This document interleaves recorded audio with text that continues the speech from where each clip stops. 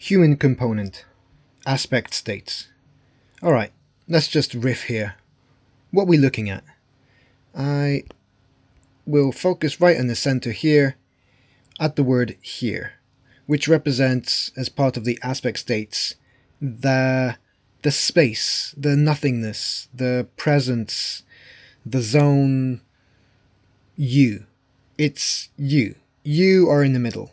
You are here, in a state of presence, in that nothingness, to repeat myself. And surrounding that is this molecule, this core molecule. And mind, body, soul are the connection trinity. And self, high, urge are the character trinity. And these words are kind of meaningless right now, but let's get into the parts first. So the part triad, connection trinity. Mind, body, and soul are three words that have echoed throughout time to represent the kind of fundamental pieces, the parts of us, the physical, the mental, and the spiritual, or ethereal, the kind of unknown, the essence of us. So here I have stacked words to best represent them in a loose manner, trying to use shorter words rather longer words. And, I have a lot of particular intention to make things match. And so a lot of intention has been put into choosing these words, which will change over time. They have been changing frequently. So mind here obviously represents memory, psyche, wisdom, in no particular order. Body is representing vitality, sensor, vessel. Soul is purpose, empathy, and being. And coming over to this side, where it's the prime triad, the character trinity, this is where it starts to get interesting, because we start off with self, which is basically at the crux of what I think is the most important thing we as a people, individually and collectively, across society, across the world, especially in the West, have to recognize, have to address, because all of our problems are self-centered. And the more that we get into understanding what ego is, we keep hearing ego and self and shadow work and all the kind of self-centered stuff relating to our story, relating to our trauma, relating to identity and attachment and possession. All of that is within the realm of self, or rather the aspect state of self, which is in the realm of form, as I've put words to it, but everything points to self. Every piece of suffering, all the stories, all the shit talk, all the critiquing, all the judgment, everything seems to revolve around the concept of self, the person, the identity, and dare I say it, the human, what makes us human. Because if we go back to these parts, animals share these parts. We have no way of telling what sentient beings have, if we have a soul, if animals have a soul.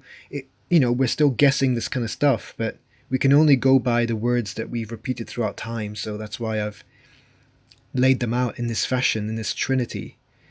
And there are obviously very strong themes of balance and harmony in the numbers of 2 and 3. So in these triads, obviously, we're looking at the balance of 3. So to create a trichotomy rather than a dichotomy. But we'll get into that. So starting with the self, we then go over to high, which is another state of being. It represents novelty, stimulus, and spirit. So spirit as opposed to human, as opposed to desire. And high is representing a joyous, playful, high energy, childlike state of being. It is, your happiness. It is the good stuff. Now, when you're in the company of close friends, close family, loved ones, in the moments of pure excitement and elation, the discovery, the journey, the expression, emotions, all of this is in this area of yellow high. And it is not in opposition, but forming part of that core trinity of character. And moving on to urge, which completes this trio. Urge represents demand, conflict, and desire. Again, the words can change, but this is a starting point. It represents that deep yearning. It's a burning inside. It is that compulsion. It's the demand. Not necessarily conflict, but conflict happens because when our desires are not met, something has to give. And we, especially in the West, are very much conditioned to be living in the box of this area here, of the self. Everything is about the self. In our language, I. Me. My, mine, our, take, more, best. All of these words come out. And it's all this ego side. And it's of individual uniqueness and specialness, and it's feeding our sense of self, and it's just keeping us locked in this world. And that's what I want to draw focus on, because at first I was rejecting that. I still am to a degree. There's a lot of resistance against the status quo, which is a world based on the self. But as I zoom out to remind us of this kind of more overview and come back to this core molecule of our base aspects, they now start to sit opposite each other like mind and high, and self and soul, and body and urge. And when you look at these axes, these polar pairs, they start to make a bit of sense in harmony of contrast or opposition. They are a paradox because it's never either or.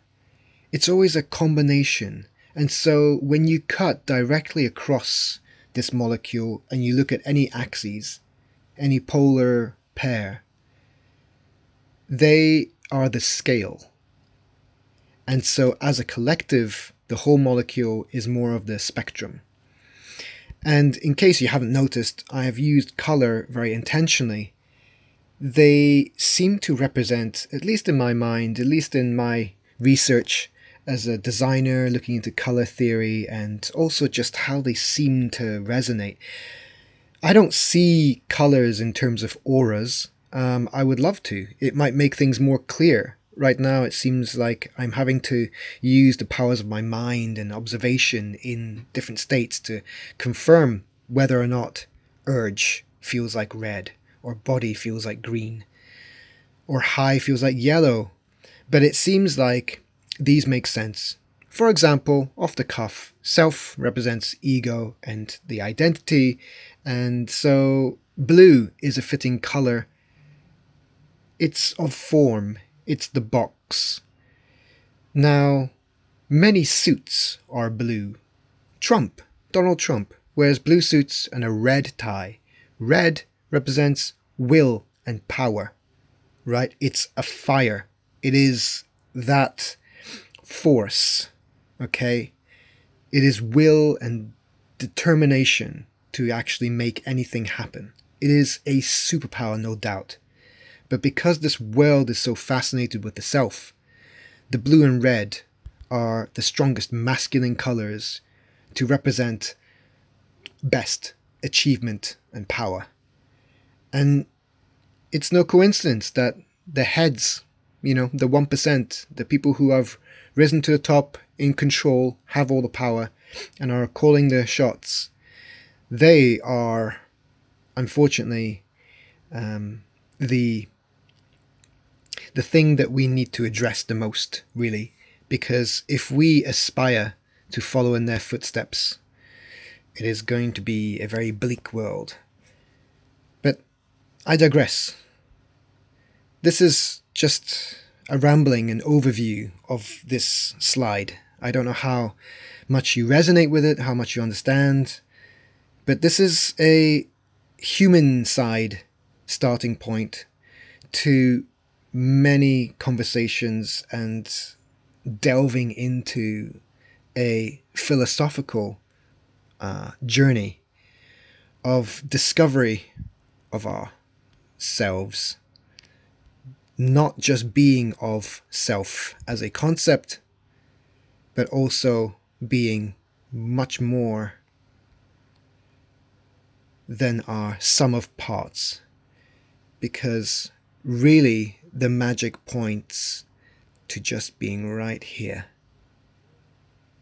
Not being of any part in particular.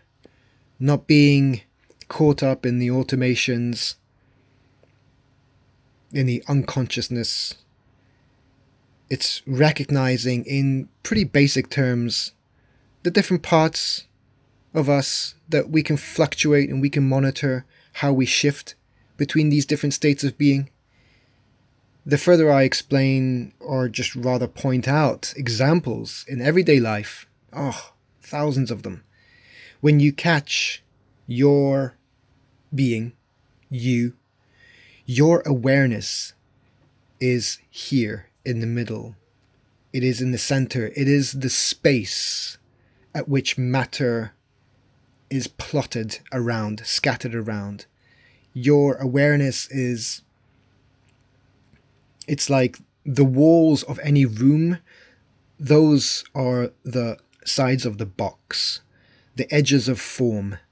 And so that's more in the domain of self. Whereas here, it's like air. Air is not defined by walls. Space is not defined by matter. It is the ever permeating, I don't know. It is closer to pure consciousness, whatever that is. So, here's where I'll leave you pondering in these words. And I hope to be brave enough to make many more recordings. Bye for now.